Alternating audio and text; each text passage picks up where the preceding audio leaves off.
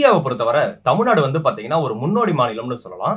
தமிழ்நாட்டுடைய இன்ஃப்ராஸ்ட்ரக்சரா இருக்கட்டும், தமிழ்நாட்டுடைய டெவலப்மெண்ட்டா இருக்கட்டும், தமிழ்நாட்டுடைய இண்டஸ்ட்ரியலைசேஷனா இருக்கட்டும், தமிழ்நாட்டுடைய மேனுஃபேக்சரிங் செக்டரா இருக்கட்டும், தமிழ்நாட்டுடைய மெடிக்கல் ஃபீல்டா இருக்கட்டும், தமிழ்நாட்டுடைய எஜுகேஷனா இருக்கட்டும், தமிழ்நாட்டுடைய டூரிசமா இருக்கட்டும், தமிழ்நாட்டுடைய ஒட்டுமொத்த ஹியூமன் டெவலப்மெண்ட் இண்டெக்ஸா இருக்கட்டும், எதை நீங்க செக் பண்ணி பார்த்தாலும் தமிழ்நாடு வந்து மத்த ஸ்டேட்டை கம்பேர் பண்ணும்போது நம்ம வந்து பாத்தீங்கன்னா ஒரு பெட்டரான ஸ்டேட்டா, ஒரு முன்னோடி மாநிலமா நம்ம திகழ்வோம். அதனால இந்த வீடியோல நம்ம என்ன பார்க்க போறோம்னா, தமிழ்நாடு கவர்மெண்ட் அறிமுகப்படுத்திய திட்டங்களை அப்படியே வந்து பாத்தீங்கன்னா இந்த சென்ட்ரல் கவர்மெண்ட் வந்து காப்பி அடிச்சு பேரை மாத்திட்டு வந்து அதை இந்தியா லெவல்ல செயல்படுத்துற 5 திட்டங்களை தான் இந்த வீடியோல பார்க்க போறோம். வீடியோ பார்க்கறதுக்கு முன்னாடி மறக்காம சப்ஸ்கிரைப் பண்ணிட்டு பாருங்க. உங்களுடைய சின்ன சப்ஸ்கிரிப்ஷன் வந்து பாத்தீங்கன்னா எங்களை மாதிரி வந்து சொசைட்டில ஒரு வேல்யூ கிரியேட் பண்ணும் அப்படின்னு நினைக்கிற யூடியூபர்ஸ்க்கு வந்து பாத்தீங்கன்னா ஒரு பெரிய மாற்றமா இருக்கும். அதனால வீடியோ ஃபுல்லா பார்த்துட்டு கூட வருத்தம் இருந்துச்சுன்னா மறக்காம சப்ஸ்கிரைப் பண்றீங்க. ஸோ வெல்கம் டு ரேஷனல் தமிழா.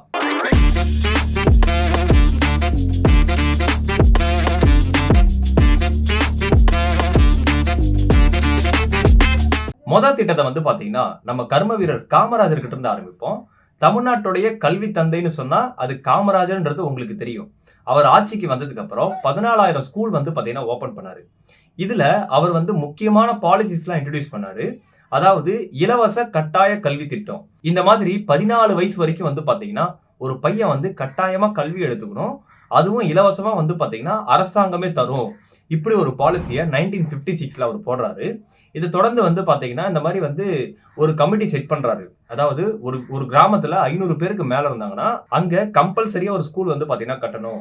இதை தாண்டி 5 கிலோமீட்டருக்கு நடுவுல தொடக்கப்பள்ளி, 10 கிலோமீட்டர் நடுவுல மேல்நிலைப்பள்ளி, உயர்நிலைப்பள்ளி, இந்த மாதிரி கான்செப்ட்லாம் வந்து பாத்தீங்கன்னா அறிமுகப்படுத்தினது காமராஜர் தான். இந்த கட்டாய கல்வி திட்டத்தை வந்து பாத்தீங்கன்னா 1956க்கு அப்புறம், காமராஜருக்கு அப்புறம் டைரக்டா 1968ல சென்ட்ரல் கவர்மெண்ட் வந்து அவங்களுடைய ஃபர்ஸ்ட் நேஷனல் எஜுகேஷன் பாலிசி 1968ல இந்த மாதிரி ஒட்டுமொத்த இந்தியாவுக்குமே கட்டாயமா வந்து கல்வி வந்து கற்கணும், இலவசமா கல்வி கொடுக்கணும்ன்ற பாலிசியை இம்ப்ளிமெண்ட் பண்றாங்க. இதை தொடர்ந்து மிட் டே மீல் ஸ்கீம், அதாவது மதிய உணவு திட்டம். என்னதான் நம்ம ஃப்ரீயா எஜுகேஷன் கொடுத்தாலும் நம்ம தமிழகம் வந்து பாத்தீங்கன்னா அந்த காலத்துல, அதாவது சுதந்திரம் கிடைச்சு ஒரு 10-15 வருஷம் தான் ஆகுது. சோ ஆல்ரெடி மக்கள் பஞ்சத்துல இருக்காங்க, அடுத்த வேளை சாப்பாட்டுக்கே வழி இல்லாம இருக்காங்க. அப்படி இருக்கும்போது இலவசமா கல்வி கிடைச்சாலுமே அந்த இடத்துல வந்து பாத்தீங்கன்னா அடுத்த வேளை சாப்பாட்டுக்கு வழி இல்லாத பட்சத்துல எப்படி ஸ்கூல் போவாங்க? இதுக்கு வந்து பாத்தீங்கன்னா காமராஜர் வந்து மதிய உணவு திட்டத்தை இன்ட்ரோடியூஸ் பண்றாரு. இது மூலமா வந்து பாத்தீங்கன்னா சாப்பாட்டுக்கு வழி இல்லாதவங்களும் சரி, அட்லீஸ்ட் வந்து அவன் பையன் வந்து ஒரு வேளையா சாப்பிடுறானே அப்படின்ற ஒரே காரணத்துக்காக வந்து பாத்தீங்கன்னா ஸ்கூலுக்கு அனுப்புற கதெல்லாம் இருக்கு. இது மூலமா அட்டெண்டன்ஸ் வந்து அதிகமாச்சு. சைல்டு மேல்நியூட்ரிஷன், அதாவது குழந்தைகளுடைய ஊட்டச்சத்து குறைபாடு, இந்த ஒரு பிரச்சனையை வந்து பாத்தீங்கன்னா மதிய உணவு திட்டத்து மூலமா ஓரளவுக்கு சால்வ் பண்ண முடிஞ்சது. இந்த ஒரு மதிய உணவு திட்டத்தை வந்து பாத்தீங்கன்னா நேஷனல் எஜுகேஷன் பாலிசியை மற்ற ஸ்டேட்டும் இம்ப்ளிமெண்ட் பண்ணல. ஆனா 2002ல வந்து சுப்ரீம் கோர்ட்டே ஆர்டர் போட்டாங்க, இந்த மாதிரி வந்து ஸ்கூல்லாம் வந்து பாத்தீங்கன்னா ஃப்ரீயா மதிய உணவு கொடுக்கணும் இப்படின்ற ஒரு ஆர்டர் பாஸ் பண்ணாங்க. இப்போ இந்த மதிய உணவு திட்டத்தை சென்ட்ரல் கவர்மெண்ட் வந்து பாத்தீங்கன்னா 2021ல பிஎம் போஷன் ஸ்கீம் அப்படிங்கிற ஒரு ஸ்கீம் மூலமா ஒட்டுமொத்த இந்தியாலையும் செயல்படுத்திட்டு இருக்காங்க.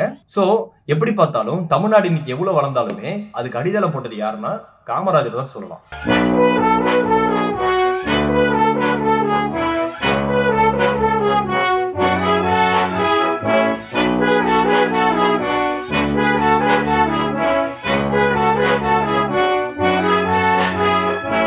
இப்போ நம்ம அடுத்த ஸ்கீம் பத்தி பார்ப்போம். எம்ஜிஆருடைய ஸ்கில் டெவலப்மெண்ட் ப்ரோக்ராம். அதாவது இதுக்கு முன்னாடி வந்து பாத்தீங்கன்னா இந்த ஸ்கில் டெவலப்மெண்ட் ப்ரோக்ராமுக்கு முன்னாடி நிறைய பேர் அடித்தளம் போட்டிருக்காங்க. உதாரணத்துக்கு காமராஜர் வந்து பாத்தீங்கன்னா ஸ்டார்டிங்ல இந்த ஸ்கூல் மூலமா வந்து நிறைய பேர் படிச்சு வெளியே வராங்க. அதுக்கப்புறம் அண்ணா வராரு. அண்ணா வந்து பாத்தீங்கன்னா தமிழ்நாடு எப்படி இருக்கணும் அப்படிங்கிற ஒரு பிளான் போடுறாரு. அதை தொடர்ந்து கலைஞர் வராரு. கலைஞர் வந்து பாத்தீங்கன்னா ஒரு business friendly ecosystem, industrial friendly ecosystem, நிறைய பாலிசிஸ் வந்து பாத்தீங்கன்னா போடுறாங்க. அதாவது நிறைய இண்டஸ்ட்ரீஸ் வந்து தமிழ்நாட்டில் வந்து செட்டப் பண்றதுக்கு அதுக்கு ஏத்த சூழலை வந்து கொண்டு வராங்க. இதுல வந்து பாத்தீங்கன்னா கலைஞர் வந்து நிறைய கமிஷன் அடிச்சிருக்காரு, நிறைய ஊழல் பண்ணிருக்காரு, அப்படி எக்கச்சக்கமான கேசஸ் எல்லாம் இருக்கு. ஆனா சம்டைம்ஸ் வந்து பாத்தீங்கன்னா கரப்ஷன் வந்து ஒரு கிரீஸ் மாதிரி செயல்படும். அதாவது ஊழல் வந்து பாத்தீங்கன்னா ஒரு ஆயில் மாதிரி செயல்படுமா. அதாவது இப்போ கலைஞர் வந்து நிறைய இண்டஸ்ட்ரி வந்து கமிஷனுக்காக வந்து பாத்தீங்கன்னா கொடுத்தாரோ எப்படி கொடுத்தாரெல்லாம் தெரியாது. அந்த இண்டஸ்ட்ரி வந்ததுனால நிறைய பேருக்கு வேலை கிடைக்குது. இப்போ படிச்ச பாப்புலேஷனை தாண்டி ஸ்கில்ஃபுல்லான ஒரு பாப்புலேஷன் தேவைப்படுது. அங்கதான் எம்ஜிஆர் வராரு. எம்ஜிஆர் என்ன பண்றாருன்னா இந்த மாதிரி ஸ்கில் டெவலப்மெண்ட் ப்ரோக்ராம் மூலமா, அதாவது நிறைய பாலிடெக்னிக் காலேஜஸா இருக்கட்டும், இன்ஜினியரிங் காலேஜஸா இருக்கட்டும், இதெல்லாம் எம்ஜிஆர் காலத்துல வந்து ரேப்பிடா வந்து இம்ப்ரூவ் ஆச்சு. அதை தாண்டி வொகேஷனல் ட்ரைனிங், அதாவது படிச்சவங்களை வந்து பாத்தீங்கன்னா இந்த மாதிரி வந்து டக்குன்னு ஸ்கில்ல வந்து பார்த்தீங்கன்னா ட்ரைனிங் கொடுத்து அதுக்கப்புறம் இண்டஸ்ட்ரியில வந்து வேலை போட்டு கொடுக்குறதா இருக்கட்டும். இந்த மாதிரி ஸ்கீம்ஸ்லாம் வந்து பார்த்தீங்கன்னா எம்ஜிஆர் வந்து ஆக்டிவா செயல்படுத்துறாரு. அதோடைய நீட்சி தான் வந்து பார்த்தீங்கன்னா எம்ஜிஆருடைய எஜுகேஷன் அண்ட் ரிசர்ச் இன்ஸ்டிடியூட். இன்ன வர அந்த ஸ்கில் டெவலப்மெண்ட் வந்து பார்த்தீங்கன்னா ஃபோக்கஸ் பண்ணிட்டே இருக்காங்க.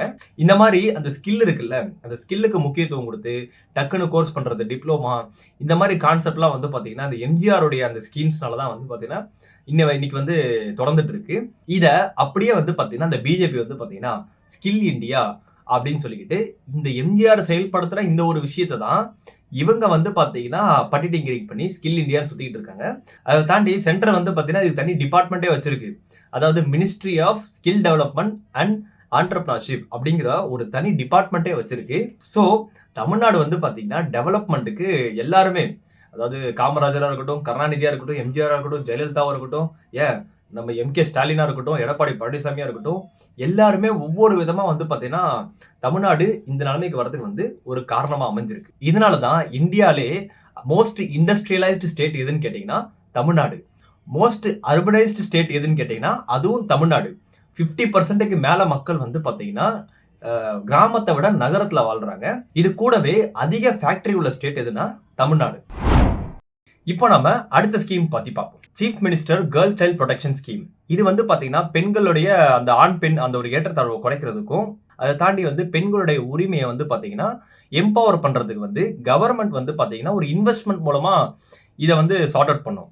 அதாவது இப்ப வந்து ஒரு தம்பதிக்கு ஒரே ஒரு பெண் குழந்தை இருந்துச்சுன்னா அவங்களுக்கு ஒரு 50,000 ரூபாய் போடுவாங்க. அதே ஒரு தம்பதிக்கு 2 குழந்தை இருந்துச்சுன்னா அந்த 2 குழந்தைங்களுக்கும் 25,000 அவங்க வந்து பாத்தீங்கன்னா ஒரு அமௌண்ட் போடுவாங்க. அந்த அமௌண்ட் வந்து உங்களுக்கு டைரக்டா கொடுக்க மாட்டாங்க. இந்த காசை வந்து பாத்தீங்கன்னா எங்க போடுவாங்கன்னா Tamil Nadu power finance and infrastructure development corporation limited. இதுல வந்து பாத்தீங்கன்னா ஒரு எஃப்டியா பிக்ஸட் டெபாசிட்டா போட்டுருவாங்க. இதை தொடர்ந்து அதுக்கு இன்ட்ரெஸ்ட்டும் வரும். சரிங்களா? இப்போ அந்த இன்வெஸ்ட் பண்ண அமௌண்ட் ஒரு 50,000 இருக்குன்னா அந்த 50,000த்துல வந்து பாத்தீங்கன்னா வருஷம் அந்த எஃப்டிக்கு வட்டி வரும் பாத்தீங்களா, அதையும் வந்து ஆட் ஆன் பண்ணிக்கிட்டே இருப்பாங்க. பொண்ணு வந்து 18 வயசுக்கு வந்துட்டாங்கன்னா அந்த காசு அந்த வட்டியோட சேர்த்து வந்து பாத்தீங்கன்னா அந்த 50,000 காசு வந்து பாத்தீங்கன்னா அந்த பெண் குழந்தை கையில கொடுப்பாங்க. இந்த ஸ்கீமுக்கு வந்து முக்கியமா அந்த பெண் குழந்தை வந்து மினிமம் 10வது கிளியர் பண்ணாதான் அந்த ஸ்கீம் வந்து ரிடியூ ஆகும். இந்த மாதிரி ஸ்கீம்னால என்ன ஆகுதுன்னா பெண்கள் வந்து பாத்தீங்கன்னா இந்த மாதிரி இந்த ஒரு எஃப்டிக்காகவே வந்து பாத்தீங்கன்னா அட்லீஸ்ட் பேரண்ட்ஸ் வந்து படிக்க வைக்கிறாங்க. இது கூடவே வந்து பாத்தீங்கன்னா பெண் குழந்தைக்கு ஃபர்தரா படிக்கிறதுக்கு காசு இல்லைனாலும் இந்த ஸ்கீம்ல வர காசு, அவ 18 வயசு ஆயிடுச்சுன்னா இந்த ஸ்கீம்ல வர காசு எடுத்து ஃபர்தரா அவங்க படிக்க முடியும். ரெண்டாவது விஷயம் வந்து பாத்தீங்கன்னா இந்த மாதிரி பெண் குழந்தைங்களை 18 வயசுக்கு அப்புறம் கல்யாணம் பண்றதுக்கான ஒரு ஊக்கத்தை வந்து பாத்தீங்கன்னா செயல்படுத்துறாங்க. அதாவது சைல்டு மேரேஜ் வந்து பாத்தீங்கன்னா அபாலிஷ் பண்றாங்க. ஏன்னா அந்த ஸ்கீம்ல இருந்து வர காசு இருக்கு பாத்தீங்களா, அது 18 வயசு கழிச்சு தான் கிடைக்கும். சோ அதுக்காகவே அட்லீஸ்ட் வந்து பாத்தீங்கன்னா அந்த காசுக்காகவே வெயிட் பண்ணுவாங்கல்ல, இந்த மாதிரி வந்து கல்யாண செலவு பண்றதுக்கு, அந்த மாதிரி வச்சுக்கோங்க. அதை தாண்டி பெண்களுடைய முக்கியத்துவம், அவங்க ஃபேமிலியில இருக்கிற ரோல். இப்போ ஒரு ஆண் அவன் மட்டும் தான் வேலைக்கு போறான்னா பெண்களுக்கு என்ன வேல்யூ இருக்கும்? அதுவே ஆணும் பெண்ணும் சேர்ந்து அந்த ஃபேமிலிக்கு வந்து பாத்தீங்கன்னா உழைக்கிறாங்கன்னு வச்சுக்கோங்களேன், அது வந்து அதோடைய ஸ்டேட்டஸே வேற இல்ல. ஸோ இந்த மாதிரி கான்செப்டை இப்படி இந்த ஒரு இன்வெஸ்ட்மெண்ட் ஸ்கீமை வச்சு வந்து பாத்தீங்கன்னா எக்ஸிக்யூட் பண்ணி காட்டியிருக்காங்க. இந்த மாதிரி ஸ்கீம்ஸ் அண்ட் பாலிசிஸ்னால தான் தமிழ்நாட்டில் வந்து பாத்தீங்கன்னா ஒட்டுமொத்த இந்தியாவிலே, அதாவது பெண்கள் வந்து வேலைக்கு போறாங்கல்ல, அந்த ஒர்க் ஃபோர்ஸ் வந்து 46%, ஒட்டுமொத்த இந்தியால 46% வேலைக்கு போற பெண்கள் வந்து பாத்தீங்கன்னா வெறும் தமிழ்நாட்டிலே இருக்கிறாங்க. அந்த அளவுக்கு வந்து பாத்தீங்கன்னா இந்த மாதிரி ஸ்கீம்ஸ்லாம் வந்து உமனை வந்து எம்பவர் பண்ணியிருக்கு. இந்த மாதிரி ஒரு அருமையான ஸ்கீமை வந்து பாத்தீங்கன்னா செல்வி ஜெயலலிதா வந்து அப்பவே 1992 வந்து பாத்தீங்கன்னா இம்ப்ளிமெண்ட் பண்ணிருக்காங்க. இது அப்படியே மத்திய அரசு, முக்கியமா மோடி வந்து பாத்தீங்கன்னா 2015 பேட்டி பச்சாவ் பேட்டி படாவ் அப்படின்னு சொல்லிக்கிட்டு இதை ஒட்டுமொத்த இந்தியா லெவல்லையும் செயல்படுத்துறாங்க. ஆனா இந்த பேட்டி பச்சாவ் பேட்டி படாவ்ல வந்து இன்னும் சில பட்டிட்டிங்கரிங்லாம் பண்ணியிருக்காங்க. சரிங்களா? சோ எப்படி பார்த்தாலும் இந்த ஒரு பேட்டி பச்சாவ் பேட்டி படாவ் ஸ்கீம் இருக்குல்ல, இதுக்கும் முன்னோடி தமிழ்நாடு தான். ஓகேங்களா? இப்போ நம்ம அடுத்த பாலிசியை பார்ப்போம். அது என்னன்னா ரிசர்வேஷன். ரிசர்வேஷன் அப்படிங்கிற ஒரு டாபிக் எடுத்தா அம்பேத்கர் தான் வந்து பாத்தீங்கன்னா ஃபர்ஸ்ட் முன்னோடியா வருவாரு. அதாவது பூனா பேக்ல வந்து 8.5% வந்து பாத்தீங்கன்னா இந்த மாதிரி தாழ்த்தப்பட்ட மக்களுக்கு ரிசர்வேஷன் வாங்கினாரு. இதுக்கப்புறம் வந்து பாத்தீங்கன்னா ரிசர்வேஷன் அப்படிங்கிற ஒரு கான்செப்ட் வந்து பாத்தீங்கன்னா ஒட்டுமொத்த இந்தியாலையும் இவங்க வரலாறு எங்க எடுப்பாங்கன்னா மண்டல் கமிஷன் 1992 இந்த மாதிரி வந்து மண்டல் கமிஷன் மூலமா ஓபிசி ரிசர்வேஷனை 27% கொடுப்பாங்க. அதாவது சுதந்திரம் கிடைக்கிறதுக்கு முன்னாடியே கொடுத்த ரிசர்வேஷன் அடுத்து டைரக்டா வந்து 1992 இந்த மாதிரி ஓபிசி ரிசர்வேஷன் கொண்டு வந்தாங்க. ஆனா தமிழ்நாட்டை பொறுத்த வரைக்கும் கதையே வேற. தமிழ்நாட்டுல வந்து ரிசர்வேஷனோட வரலாறு எப்பல இருந்து ஆரம்பிக்குதுன்னா பிரிட்டிஷ் காலத்துல இருந்தே ஆரம்பிக்குது. தமிழ்நாட்டுல மெட்ராஸ் பிரசிடென்சில 1927ல சுப்புராயன் அப்படிங்கிற ஒரு சிஎம் வந்து ஒரு கம்யூனல் ஆர்டரை பாஸ் பண்றாரு. அதாவது நான் பிராமின்ஸ் அவங்களுக்கு வந்து பாத்தீங்கன்னா 44% ரிசர்வேஷன் ஆகும். அதுக்கப்புறம் வந்து 16% முஸ்லிம், பிராமின், கிறிஸ்டின் இவங்களுக்கும், அதுக்கப்புறம் எஸ்சிக்கு வந்து பாத்தீங்கன்னா 8% கொடுக்குறாங்க. ஆனா சுதந்திரம் கிடைச்சதுக்கு அப்புறம் வந்து பாத்தீங்கன்னா யார் வந்து ரிசர்வேஷனை ஒரு முன்னோடி மாதிரி செயல்படுத்துறாங்க அப்படின்னு பாத்தீங்கன்னா அதுதான் தமிழ்நாடு. 1950ல இந்த மாதிரி வந்து பாத்தீங்கன்னா இந்த ஃபார்வர்டு காஸ்ட் முக்கியமா பிராமின்ஸ்லாம் வந்து பாத்தீங்கன்னா இந்த மாதிரி ஒரு ரிசர்வேஷன் சிஸ்டம் ஆல்ரெடி இந்த கம்யூனல் ஆர்டர் பாஸ் பண்ணாங்கல்ல, இந்த மாதிரி ரிசர்வேஷன் சிஸ்டம் வந்து பாத்தீங்கன்னா ஒரு அன்கான்ஸ்டிடியூஷனல் அப்படின்னு சொல்லிட்டு இவங்க வந்து பாத்தீங்கன்னா போராடுறாங்க. அதுக்கு வந்து தடை விதிக்கிறாங்க. ஓகேங்களா? இதை தொடர்ந்து காமராஜர் வந்து பாத்தீங்கன்னா டைரக்டா நேரு கிட்ட போய் முறையிடுறாரு. அப்போ வந்து நேரு வந்து ஒரு பாலிசி இம்ப்ளிமெண்ட் பண்றாரு. இந்த மாதிரி வந்து பாத்தீங்கன்னா ஸ்டேட்டுக்கு வந்து தனியா ஒரு கோட்டா சிஸ்டம் வச்சுக்கலாம் அப்படிங்கிற மாதிரி. அதை தொடர்ந்து 1951ல வந்து பாத்தீங்கன்னா இந்த மாதிரி வந்து எஸ்சிக்கு வந்து பாத்தீங்கன்னா 16% ரிசர்வேஷன் ஸ்டேட் வைஸ், அதாவது பப்ளிக் ஜாப் கவர்மெண்ட் ஜாப்ல வந்து பாத்தீங்கன்னா 16% வந்து பாத்தீங்கன்னா எஸ்சிக்கும் 25% வந்து பாத்தீங்கன்னா பிசி பேக்வர்டு கிளாஸுக்கும் கொடுத்தாங்க. அதாவது இந்த ஓபிசிக்கு இந்தியா லெவல்ல வந்து பாத்தீங்கன்னா 1992ல மண்டல் கமிஷன் மூலமா கொடுக்குறாங்க. ஆனா தமிழ்நாடு 1952 இவங்களுக்கு 40 வருஷத்துக்கு முன்னாடி இந்த மாதிரி தாழ்த்தப்பட்ட மக்களை தாண்டி பிற்படுத்தப்பட்ட மக்களும் வந்து பாத்தீங்கன்னா அவங்களுக்கும் ரெப்ரசன்டேஷன் தேவை அப்படிங்கறத உணர்ந்து காமராஜர் மூலமா வந்து பாத்தீங்கன்னா 1952ல இந்த பிசி கேட்டகரி இன்ட்ரோடியூஸ் பண்றாங்க. இப்போ 1992 டைம்லாம் வந்து பாத்தீங்கன்னா இந்த மாதிரி ரிசர்வேஷன் வந்து 50% எக்ஸீட் பண்ணக்கூடாது அப்படிங்கிற ஒரு ரூல் வந்து கொண்டு வராங்க. இதை தொடர்ந்து நம்ம ஜெயலலிதா அவர்கள் வந்து பாத்தீங்கன்னா இந்த மாதிரி பிரசிடென்டோட நரசிம்மராவோட முறையீடு பண்ணி அதுக்கப்புறம் அந்த மாதிரி கொஞ்சம் கன்வின்ஸ் பண்ணி வந்து பாத்தீங்கன்னா ரிசர்வேஷன் தமிழ்நாட்டுல 50% மேல வந்து கண்டினியூ பண்றதுக்கு வந்து பாத்தீங்கன்னா கன்வின்ஸ் பண்ணிடுறாங்க. சோ ஒட்டுமொத்த நாடும் வந்து பாத்தீங்கன்னா இந்த மாதிரி ரிசர்வேஷன்ல 50% கிராஸ் பண்ணக்கூடாது ஆஸ் பர் ரூல். ஆனா தமிழ்நாடு மட்டும் 69%, அதாவது பிசிக்கு வந்து பாத்தீங்கன்னா 30%, எம்பிசிக்கு வந்து பாத்தீங்கன்னா 20%, எஸ்சிக்கு வந்து பாத்தீங்கன்னா 18%, எஸ்டிக்கு வந்து பாத்தீங்கன்னா 1%.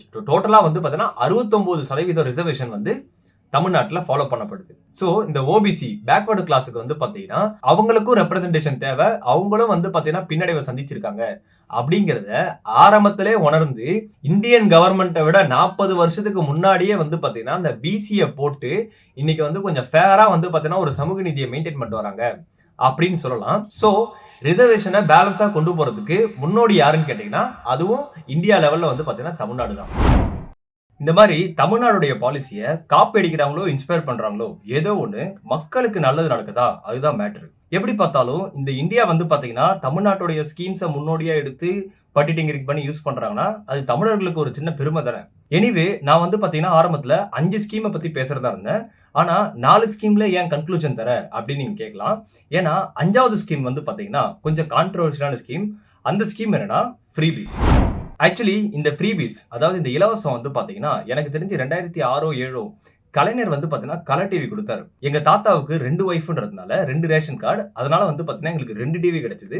அதை தாண்டி 2011ல வந்து பாத்தீங்கன்னா இந்த மாதிரி மிக்சி கொடுக்கறதா இருக்கட்டும், கிரைண்டர் கொடுக்கறதா இருக்கட்டும், படிக்கிற பசங்களுக்கு ஷூ கொடுக்கறதா இருக்கட்டும், யூனிஃபார்ம் கொடுக்கறதா இருக்கட்டும், நோட் புக் கொடுக்கறதா இருக்கட்டும், அதை தாண்டி வந்து பாத்தீங்கன்னா 12ஆம் கிளாஸ் பாஸ் பண்ணிட்டா லேப்டாப் கொடுக்கறதா இருக்கட்டும், இந்த மாதிரி வந்து எஜுகேஷனுக்காக இலவசமா கொடுக்கறது வேற. இந்த எஜுகேஷன்ல இலவசம் கொடுக்கறது வந்து எப்படி பார்த்தாலும் அவனை படிக்கிறதுக்கான ஒரு தூண்டுதலை தான் வந்து கிரியேட் பண்ணுது. அதனால வந்து பார்த்தீங்கன்னா பிரச்சனை கிடையாது.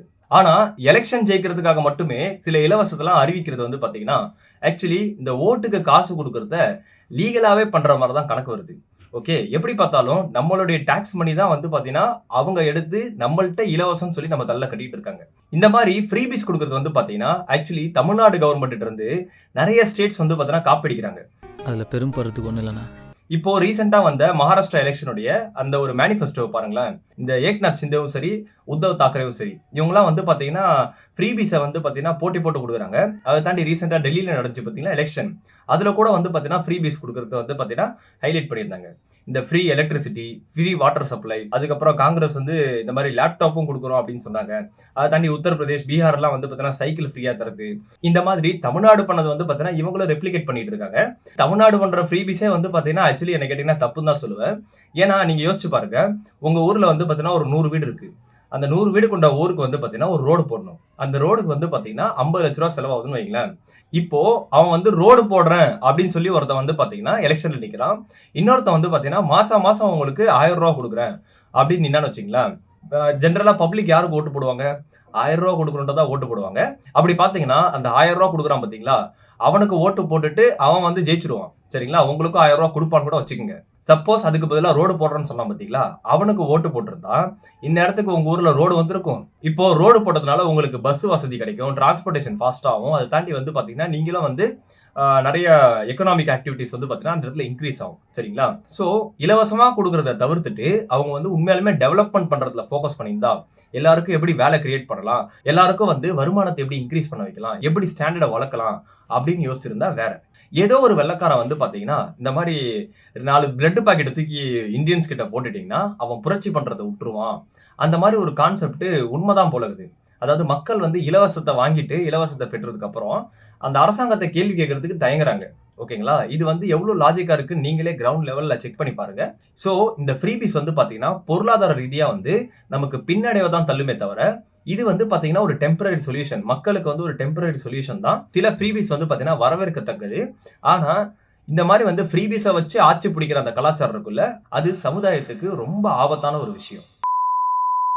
சோ இந்த வீடியோல தமிழ்நாடு செயல்படுத்திய திட்டங்களை எப்படி வந்து மத்திய அரசு காப்பீடிச்சு பட்டிட்டிங்கரிங் பண்ணி வேற ஒரு ஸ்கீமா வந்து பாத்தீங்கன்னா ஒட்டுமொத்த இந்தியாவுக்கும் அப்ளை பண்றாங்க அப்படிங்கிறத பார்த்தோம். இது தாண்டி கூட நிறைய ஸ்கீம்ஸ் இருக்கு. வேணும்னா கமெண்ட் செக்ஷன்ல கமெண்ட் பண்ணுங்க. சோ வீடியோ ஒர்த்தா இருந்துச்சுன்னா மறக்காம சப்ஸ்கிரைப் பண்றீங்க. வேற ஒரு நல்ல வீடியோல பார்ப்போம். அதுவரை உங்களிடமிருந்து விடைபெறுவது உங்கள் ரேஷனல் தமிழா.